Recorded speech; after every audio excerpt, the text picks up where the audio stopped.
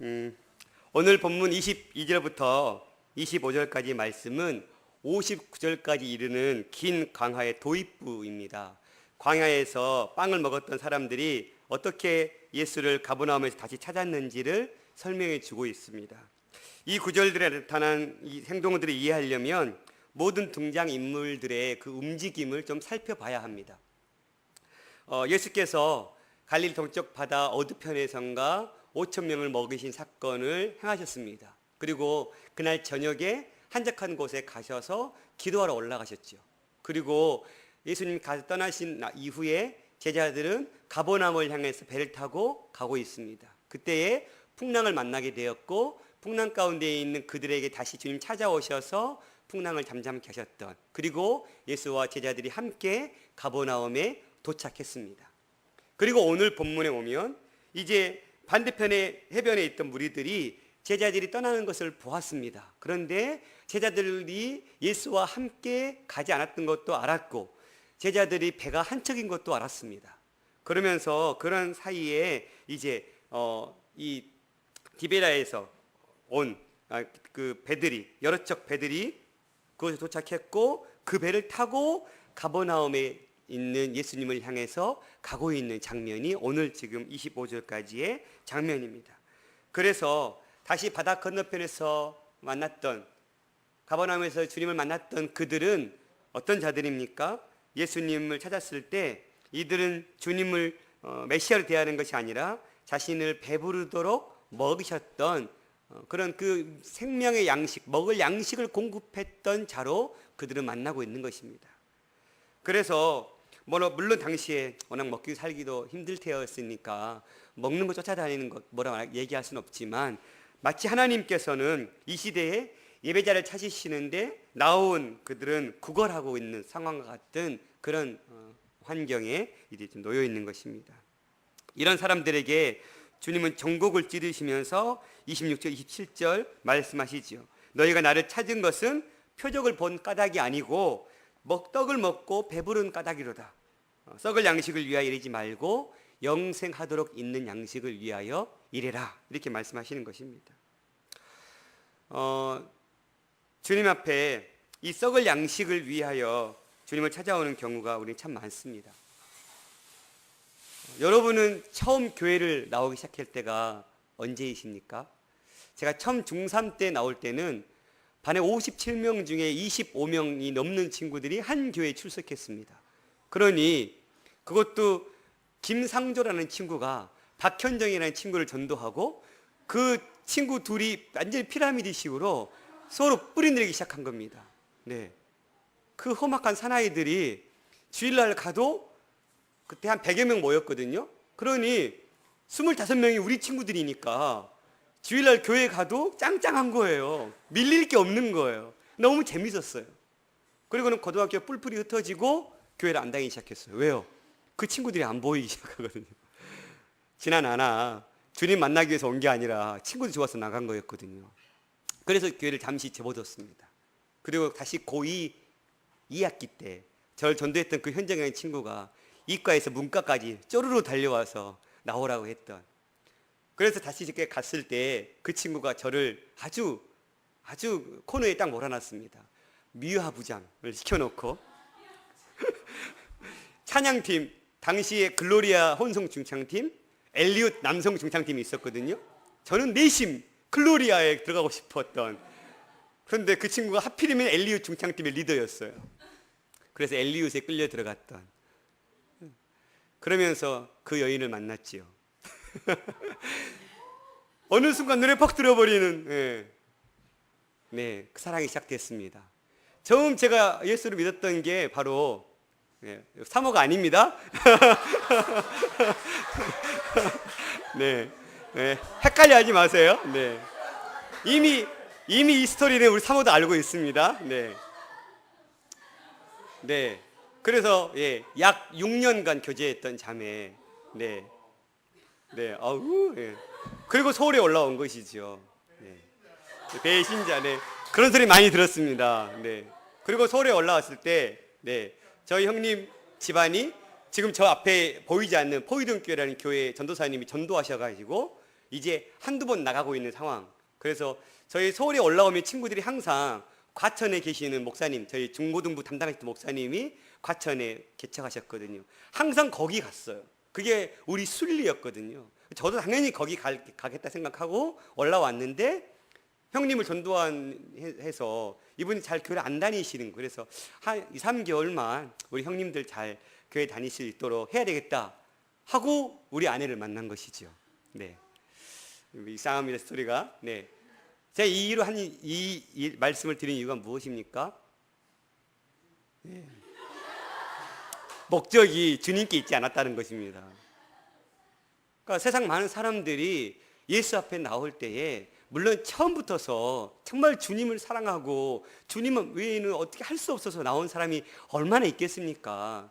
어쩌다 보니 끌려와서 앉아있기도 하고 또 어쩌다 보니 왔는데 또 마음에 드는 자매가 형제가 있어서 놀려 앉기도 하고, 그러니까 우리의 목적이 참 주님 앞에 나올 때에 이렇다는 것이에요. 그러니까 이 사람들은 광야에서 그렇게 배부르게 먹었던 그 경험을 했던 그분들이 또다시 예수 앞에 나가면 또다시 좋은 것들을 먹을 수 있지 않을까라는 그런 불순한 동기에서 그들은 주님을 찾아갔다는 사실입니다. 그래서 주님께서 너희들이 나에게 온 것은 썩을 양식 때문에 왔다라고 분명하게 말씀하고 있는 것이죠.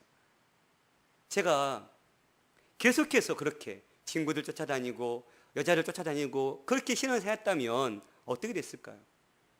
처음에는 그렇게 할 수 있겠지만 우리의 믿음이 자라가고 우리의 심령 가운데 예수 그리스도의 그 사랑이 못 박히기 시작하는 순간, 하나씩 새겨나가기 시작하는 순간, 이제 우리는 우리 눈에 보이는 형제, 자매, 우리 눈에 보이는 어떤 환경이 아니라 이제 주님 때문에 나오기 시작하는 그 믿음의 단계를 우리는 거쳐나가기 시작하는 것이지요.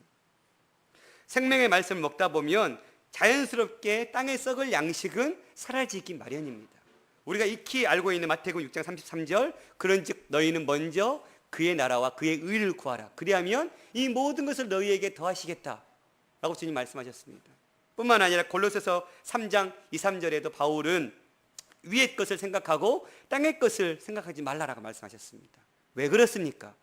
우리의 시작이 땅의 것에 머물러 있을 수 있습니다. 그런데 그 시작에서 중간 결과까지 가는 과정 속에 분명히 우리의 시선은 땅이 아닌 하늘에 고정돼야 되는 믿음의 분량에, 장성한 그 분량에 세워져야 할 줄 믿습니다. 그렇게 주님 지적하실 때 사람들이 다시 묻습니다. 28절 29절, 그러면 우리가 어떻게 하여야 하나님의 일을 할 수 있습니까? 라고 물었습니다. 그때 주님 이들을 여기서 얘기하고 있는 하나님의 일이라고 표현하고 있지만 원문에 보면 하나님의 일들이라고 복수형을 쓰고 있습니다. 그러니까 지금 제자들은 주님께서 말씀하셨을 때에 하나님을 썩을 양식이 아닌 영생하도록 있는 양식을 위하여 일해라 그랬잖아요. 그러면 그 일이 무엇입니까? 어떻게 우리 하나님을 할 수 있습니까? 라고 얘기할 때 하나님의 일들을 할 수 있습니까? 라고 물은 것입니다. 무슨 얘기입니까? 이들은 하나님을 위해서 무언가 많은 일들을 하면, 즉 자기들이 율법을 많이 지키면서 경건을 쌓았던 것처럼 하나님을 위해서 마치 율법을 지켰던 것처럼 그렇게 많은 일들을 하면 하나님께서 기뻐하실까? 라고 묻고 있는 것입니다. 영생의 대가로 많은 인간적인 업적을 그들은 이루기를 원했던 것입니다. 일의 수량에 의해서 이 영생의 문제를 해결해 보려고 묻고 있는 것입니다. 그런데 주님은 그거에 대해서, 세상의 종교들은 이 질문에 대해서 수많은 답변들이 있지요. 그런데 우리 주님의 답변은 너무 짧고 간단했습니다. 하나님의 일을 하는 것은 그리 대단한 것이 아니라 하나님께서 보내신 일을 믿는 것이다. 그런데 여기서 대답하셨던 하나님의 일이라고 했을 때 주님은 단수를 쓰셨습니다. 질문했던 사람들은 수많은 일들을 하면 영생 얻을 수 있습니까? 라고 물었을 때 주님은 하나님의 일은 예수 그리스도를 믿는 이것이다 라고 단수로 말씀하신 것입니다.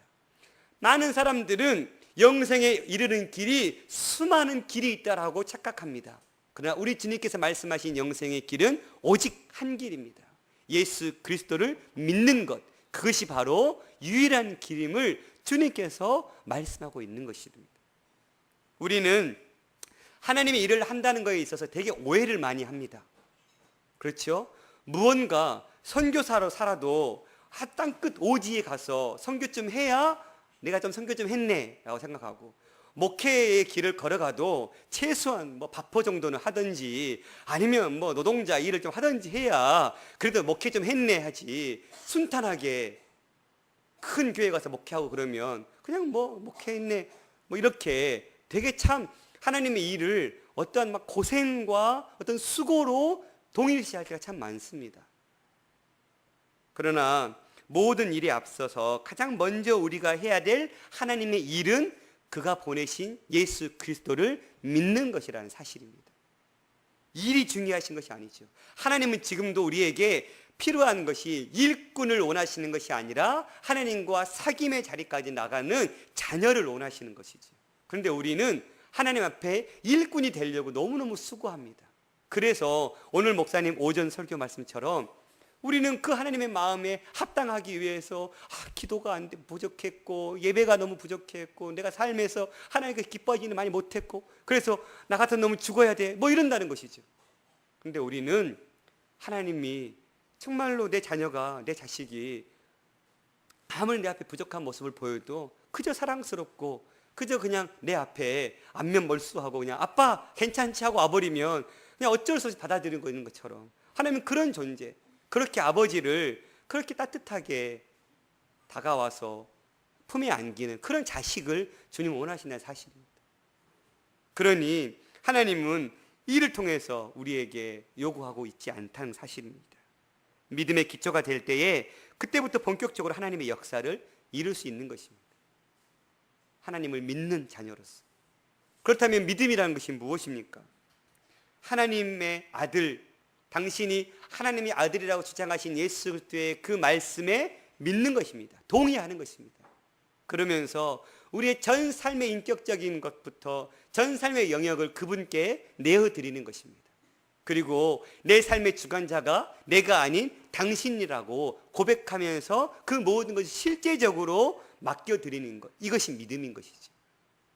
이렇게 믿음을 주 앞에 드릴 때에 하나님의 역사가 시작되어 난다는 사실입니다. 그러자 사람들은 30절 31절 주님께 다시 묻습니다. 우리는 오병이어의 기적만으로 당신을 주님으로 인정할 수 없습니다. 우리는 모세는 40년 동안 우리에게 만나를 먹이셨습니다. 그런데 고작 그 하루 먹여가지고 우리한테 주님이라고 얘기하십니까? 안 됩니다. 그러니 더 많은 표적을 보여주세요. 이렇게 얘기하고 있는 것입니다. 당신이 정말로 주님이라면 한 번 보여주신 표적이 아니라 모세처럼 40년 먹인 것처럼 우리를 그렇게 먹여달라고, 그런 또 다른 표적을 보여달라고 지금 비꼬고 있는 것입니다. 예수님을 모세보다도 더 못한 존재로 지금 깔아뭉개고 있는 것이죠. 그때 주님께서 뭘 말씀하십니까? 그들의 잘못된 지식을 바로잡아 주십니다. 32절 33절 예수께서 이르시되 내가 진실로 진실로 너희에게 이르노니 모세가 너희에게 하늘로부터 떡을 준 것이 아니라 내 아버지께서 너희에게 하늘로부터 참 떡을 주셨다. 주님께서 지금 뭘 고쳐주고 계신 것입니까? 사람들은 모세가 마치 40년간 만나를 먹인 것처럼 얘기하고 있지만 만나를 제공하신 분이 누구라는 거예요? 하나님이라는 거예요. 제가 자꾸 또 말이 빨라지네요. 제가 지난주에 첫 주일날 말씀을 들으면서 우와 대단하다, 저렇게 말이 빠를 수 있나? 우리 아내 끝나고 나서 여보 뭐 느낀 거 없어? 느꼈어. 쉼표가 없으시더라. 그런데 어떻게 쉼표가 없는데도 저렇게 말이 분명하게 들리지? 나는 쉼표가 없는데 말이 안 들리는데, 이게 그냥 딜레마였습니다. 그래서 저는 말을 빨리 하는 것보다 늦게 해야 되는데 또다시 흥분했나 봅니다. 진정하고 시간이 자꾸 지금 정말 주님께서 그릇된 그들의 지식, 너희들에게 참 만나를 먹이신 분이 모세가 아닌 모세를 세우신 하나님이다, 이걸 분명하게 가르쳐주고 있는 것입니다. 유대인들은 하나님께서 행하신 일의 공로를 모세에게 돌렸습니다. 그런데 마치 이것은 우리도 이런 일들을 참 많이 하죠. 어떨 때 그렇습니까? 누가 어려운 일을 당해요. 근데 기도해 줬어요. 그런데 그가 그 어려움에서 해결받았어요. 그러면 그가 어떻게 해요? 목사님, 당신 기도해 줬는데 내가 이렇게 했다고. 그러면 제가 어떻게 할까요? 감사하네요. 근데 그 감사하네요의 밑바닥에 뭐가 깔려 있는 거예요? 그래, 내가 기도했으니까. 그 기도를 주관하시고 그 기도를 응답해 주신 분 누구십니까? 하나님이십니다. 그런데 우리는 우리가 기도했더니, 우리가 무언가를 했더니 하면서 기도를 주관하시는 하나님이 아닌 그 기도를 하고 있는 사람들 앞에 초점을 맞추게 할 때가 참 많다는 것입니다. 우리가 무언가 하나님을 위해서 사역을 하면서 사람들이 막 칭찬하고 높여주면 우리는 아니라고 하면서도 내심 거기에는 그래, 내가 그렇게 했어, 이게 깔려있다는 사실입니다. 기도는 하나님께서 우리가 하나님의 일에 동참할 수 있도록 베풀어 주시는 놀라운 은혜입니다. 우리는 기도한 사람보다 기도에 응답하신 분을 주목해야 됩니다. 그런데 우리 시선이 기도하는 사람에 머물러 있으면 안 됩니다. 이걸 잘 이용한 사람들이 누구입니까? 목사들입니다. 자기가 정말 어떤 아주 영적인 신통력이 있는 것처럼 이용해 먹지요. 그래서 아주 신자들을 그것을 통해서 아주 그들의 그냥 이렇게 뭐래요? 마음과 모든 생각과 뜻들을 다 그냥 휘잡아 버리는 그런 어리석은 자들이 참 많습니다. 그런데 거기에 또 넘어갑니다. 목사가 위대한 것입니까? 아닙니다. 하나님이 위대한 것이죠. 그런데 그 하나님의 위대하심을 다 도둑질하고 있는 것입니다. 우리가 무언가 하나님을 위해서 행했던 일들에 대해서 도둑질하지 맙시다. 온전히 하나님께 드려야 될 영광은 하나님께 돌려드리는 띠인들 청년부가 되기를 소망합니다. 34절에 그렇게 주님 말씀하시니까 뭐라 얘기합니까? 그들이 이르되 주여 이 떡을 항상 우리에게 주소서. 이것은 또다시 유대인들의 불신앙의 표현입니다. 그들은 예수님께서 말씀하신 이 생명의 떡이 육신의 양식인 듯 오해하고 욕심을 부리고 있는 것입니다. 그들은 그것을 항상 달라라고 요구하고 있습니다. 35절 예수께서 이르시되 나는 생명의 떡이니 내게 오는 자는 결코 줄이지 아니할 터이요 나를 믿는 자는 영원히 목마르지 아니하리라. 이제 주님은 자신에 대한 위대한 선포를 하십니다. 35절 자신을 가르쳐서 나는 생명의 떡이다. 헬라어에 에고에이미라는 나는 뭔뭐이다 라는 용법이 있는데 주님은 요한복음에서 7번이나 나는 뭐뭐다 얘기하시는데 나는 생명의 떡이다, 또 나는 세상의 빛이다, 나는 양의 문이다, 나는 선한 목자다, 나는 부활이고 생명이다, 나는 길과 진리이고 생명이다, 나는 참 포도나무다. 이렇게 자신의 정체성을 분명하게 들어 밝히고 있습니다. 예수님께 자신을 가리켜 생명의 떡이라고 하신 것은 예수님께 대한 우리의 신앙이 먹는 행위와 같이 실제적이어야 함을 알려주고 있습니다. 우리의 신앙은 단순히 어떠한 보이지 않는 행위가 아닙니다. 우리의 삶에 실제로 채워지는 것들이죠. 마치 믿음은 하나의 이론이 아니고 실제라는 말과 똑같습니다. 먹음으로 우리는 줄인 배를 풍족하게 하지요. 그리고 그 배고플 때에 먹음을 통해서 그 배고픔을 채우지요. 마치 우리의 신앙도 굶주린 우리의 심령 가운데 예수 그리스도를 먹음으로 말미암아 그분이 주신 말씀, 그분의 은혜를 우리가 받아 먹음을 말미암아 우리의 영혼이 살찌우고 우리가 풍성한 삶을 살아가는 것입니다. 이것이 우리의 신앙 가운데 이루어져야 될 것들입니다. 실제적으로 우리가 예수 그리스도의 은혜, 하나님의 말씀을 통해서 우리의 영혼이 살쪄야 하는 그런 말씀들을 하고 있는 것입니다. 우리가 음식을 먹기를 계속하는 것처럼 예수 그리스도로 말미암아 주어지는 은혜를 우리는 날마다 공급받기를 힘써야 됩니다. 어제 먹은 은혜 가지고 오늘 살아가면 안 됩니다. 여러분 어제 밥 먹었다고 오늘 안 먹습니까? 아닙니다. 우리 삼시세끼를 꼭꼭 챙겨 먹지요. 혹 아침 끼니 걸으면 저는 점심을 2배로 먹습니다. 그러려고 한 거 아닌데 의식적으로 밥이 많이 퍼져요. 왜요? 너 점심 아침 안 먹었잖아. 이 무의식적으로도 안 먹은 것에 대해서 보상하려고 하는 아주 못된 애. 그런데 은혜에 대해서 어떻습니까? 먹는 거는 그렇게라도 보상하려고 하는데 채워지지 않은 은혜에 대해서는 그 보상마저도 안 주려고 하는 거예요. 여러분, 우리가 주님으로부터 계속해서 그 생명의 양식을 먹어야 합니다. 주님의 자기 선언을 보면 자신이 어떤 존재인지 그 정체성을 분명히 드러내는데, 이 정체성이 희미해지면 행동이나 삶이 분명해지지 않습니다. 여러분, 예수님은 자신의 정체성을 이렇게 분명하게 알고 계셨기 때문에 십자가의 그 모진 고통 앞에서도 그 길을 거뜬하게 걸어내실 수 있었다는 사실입니다. 그래서 신앙인들에게 반드시 필요한 것은 신앙인으로서 가져야 될 정체성이라는 사실입니다. 주님께서 직접 제자 삼으신 사람들을 우리는 12사도라고 부르지요. 그리고 실제적으로 12사도에 의해서 교육받은 사람들을 우리는 속사도라고 얘기합니다. 이 사도 요한에게 교육받은 사람 중에 속사도가 있는데 그게 폴리캅이라는 사람입니다. 근데 이 사람이 당시 로마로부터 수많은 핍박 앞에 감옥에 끌려갔습니다. 그런데 그의 절친이었던 스타티우로스라는 사람이 관리자였는데 폴리캅을 향해서 얘기합니다. 너가 한 번만 예수를 모른다라고 그 신앙을 부인해라. 그러면 살아날 수 있다. 그랬더니 폴리캅이 이렇게 얘기합니다. 지난 86년간 내가 그분을 섬겨왔는데 그분은 나를 한 번도 모른다고 한 적이 없었다. 그런데 내가 나의 주님을 모른다고 하면 어떻게 되겠느냐 라고 말씀하면서 결국은 나무터 위에서 화형당하는 일을 맞이하게 됩니다. 주님의 제자라는 정체성이 분명히 그에게 있었기 때문에 그 길을 걸을 수 있었습니다. 개신교는 일제 말기에 이 신사참배의 문제 때문에 많은 어려움에 처해져 있었습니다. 수많은 장로교회가 신사참배에 대해서 격렬하게 저항했지만 결국은 장로교회도 1938년 9월 9일 서대문 박교회에서 27차 총회 때 신사참배 운동은 정당하다라고 판결을 내립니다.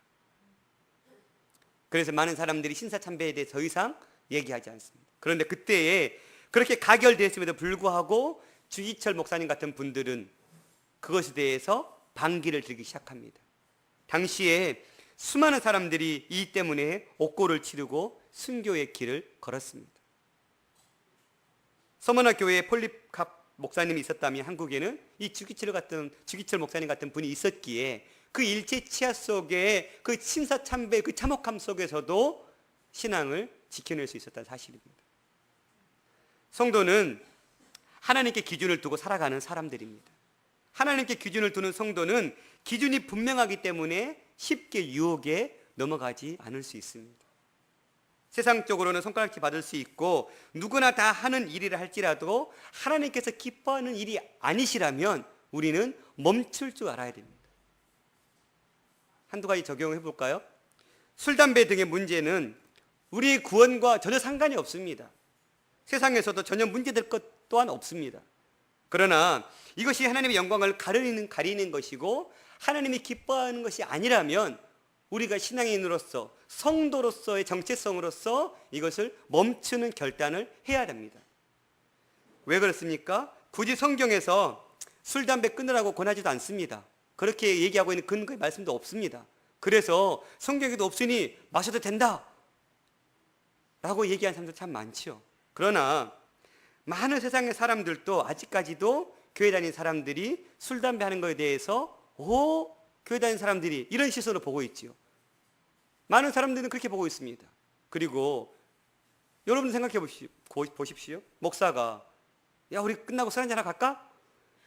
이거에 대해서 은혜 받을 사람 누가 있습니까? 없습니다.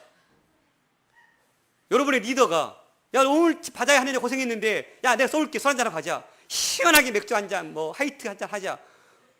이건 은혜 받을 수가 없죠. 그 행동은 물론 개인적으로 얼마든지 그렇게 할 수 있습니다. 그러나 같은 성도에게 그 행동에 본이 되지 않는 행동이라면 멈춰야 하죠. 그것이 성도로서의 정체성입니다. 기준을 하나님께 두면 갈등할 이유가 전혀 없습니다. 우리의 기준을 하나님께 두지 않기 때문에 갈등하게 되는 것이죠. 그러니 우리의 삶 가운데, 우리의 생활 가운데 무언가를 결정할 때 이것이 긴가 아닌가 자꾸 갈등된다면 그 기준이 어디에 있는지를 분명하게 한번 살펴보십시오. 분명 여러분 속에 있을 것입니다. 그 기준이 하나님께 있다면 결단코 갈등할 필요가 없습니다. 주일날 식당 영업 얼마든지 할 수 있습니다. 그런데 그 기준이 돈을 버는 데만 목적이 있다면 그건 하나님 앞에 그것이 올바른 일인지 한번 돌아봐야 될 일입니다. 성도라는 말은 참으로 좋은 말입니다. 그렇죠? 하나님의 거룩한 백성. 하나님의 거룩한 백성이라는 말은 어떤 장로, 어떤 목사의 칭호보다도 아주 너무 뛰어난 말입니다. 그 성도라는 이 두 글자, 이 말에 걸맞는 정체성을 우리가 가지고 살아가는 것, 너무 중요한 문제라는 사실입니다. 사랑하는 청년 여러분, 우리의 기준을 하나님께 두는 삶을 선택하며 살아가는 저와 여러분이 됐으면 좋겠습니다. 36절입니다. 그러나 내가 너희에게 이르기를 너희는 나를 보고 나를 도무지 믿지 아니하는도다 하였느니라. 지금 예수 그리스도께서 나는 생명의 떡이다. 물론 여기서 얘기하고 있는 생명의 떡은 생명의 빵이 더 맞습니다. 원문에 의하면 이 당시 성경을 번역할 때 우리에게는 빵이 흔치 않았습니다. 빵보다는 떡이 우리에게는 익숙한 문화였죠. 그러니 생명의 떡이라고 번역했지만 본문은 생명의 빵입니다. 뭐 주님이 빵이신 떡이든지 어쨌든 간에 이건 뭘 얘기하는 것입니까? 단지 육체에 먹을 것만 공급해 주는 것이 아니라 우리의 영혼을 책임져 주는 영혼의 양식임을 얘기하는 있는 것이죠. 그렇게 나는 너희를 생명을 살리는 영혼의 양식이다 라고 얘기했지만 그들은 나를 보고 믿지 아니했다라고 얘기하고 있는 것입니다. 이 말은 우리가 생명의 떡 자체로서 그들 앞에 서 계신 예수님을 보았지만 그분은 믿지 않았다는 것을 강조하고 있는 얘기죠. 예수께 당신이 어떤 분인지 분명히 밝혔습니다. 그런데도 그분이 어떤 분인지 보았는데도 불구하고 그들은 그분을 믿지 않았습니다. 37절, 아버지께서 내게 주시는 자는 다 내게로 올 것이요 내게 오는 자는 결코 내쫓지 아니하리라. 하나님께서 어떤 자들을 보내십니까? 예비하신 자를 다 예수 그리스도께로 보내시지요. 그렇죠? 아버지께 내게 주시는 자, 주님께서 예비하신 것이 아니라 하나님께 선택하신 자가 주님 앞에 나오는 것이죠. 그럴 때 나오는 그 모든 자들을 주님은 다 그 십자가의 사랑으로 품어내시는 것이죠. 38절 40절 무슨 말입니까? 결국 이 말은 그리스도를 믿지 않는 자들의 이유가 예수 그리스도의 말씀의 권위가 부족함이 아니라 그들이 그거에 대해서 믿지 않았기 때문이고, 또 반대로 예수 그리스도의 말씀 앞에 나왔던 자들은 그들이 무언가 대단한 일을 행해서가 아니라 하나님께서 그들에게 은혜를 베푸셨기 때문에 나왔다라는 말입니다. 그러니 예수 그리스도를 안 믿는 자는 왜 나에게 말씀을 전하지 않았냐라고 한거할 이유도 없고, 예수 그리스도를 믿는 우리도 우리의 어떤 자랑이라고 내가 잘나서라고 얘기할 수 있는 근거가 아무것도 없다는 사실입니다. 믿지 않는 자들은 예수 그리스도 당신께서 어떤 분인지 분명히 밝혔지만 그 밝힘 앞에 그들이 거부했고, 예수 그리스도 앞에 나왔던 자들은 그들의 뛰어난 어떤 믿음이나 어떤 그들의 판단력 때문이 아니라 하나님께서 보내셨기 때문에 그 자리에 있을 수 있었다는 사실입니다. 말씀을 마치겠습니다. 여러분, 우리에게 이 생명의 떡이 어떻게 자리 잡고 있습니까? 여러분의 심령 가운데 이 생명의 떡을 날마다 공급받고 있으십니까? 광야의 백성들은 매일 이 만나를 공급받지 않으면 살 수 없었습니다. 매일매일 그날의 양식을 공급받았습니다. 이틀치 양식 준비해 놓으면 다 썩어졌습니다. 딱 안식일 전날만 안식을 위해서 이튿날을 예비하여도 썩지 않았지만 평일에는 항상 그날 먹을 양식은 그날 공급받아야 했습니다. 이것은 무엇을 얘기합니까? 우리의 생명의 양식인 예수 그리스도의 은혜를 매일매일 공급받는 일에 우리가 힘써 나가야 될 줄 믿습니다. 뿐만 아니라 우리의 정체성이 어디에 있는지를 분명하게 우리가 깨닫고 그 정체성에 걸맞는 신앙의 삶을 살았으면 좋겠습니다. 우리가 말씀 사경의 가운데 귀에 못이 박도록 들었던 말씀 두 단어 있죠. 결국은 그분께서 말씀하셨던 것은 무엇입니까? 세상 속에 그리스도인으로서 우리가 그리스도인답게 살아야 된다라고 강조하고 있었습니다. 그저 교회 안에서만 와서 믿음 있는 척하는 삶을 사는 것이 아니라 우리의 진정한 성도로서의 능력은 세상 속에 나가서 성도로서 살아갈 때 나타난다라고 주장하셨습니다. 맞습니다. 여러분은 성도로서 세상에 나가서 승리함으로 믿지 않는 많은 사람들이 우리를 통해서 예수를 보는 삶을 살아가야 될 성도들이십니다. 그러니 다시금 매일매일 성도로서 살아갈 수 있는 양식을 주님부터 공급받으시고 우리가 그 성도로서 매일매일 하나님 앞에 그 정체성을 가지고 나아갈 때에 우리가 하나님 앞에 섰을 때 그날에 잘했다고 착하고 충성된 종이라고 평가받을 그 날이 올 줄 믿습니다. 그렇게 세움받는 우리 뜨인들 청년부가 되기를 소망합니다.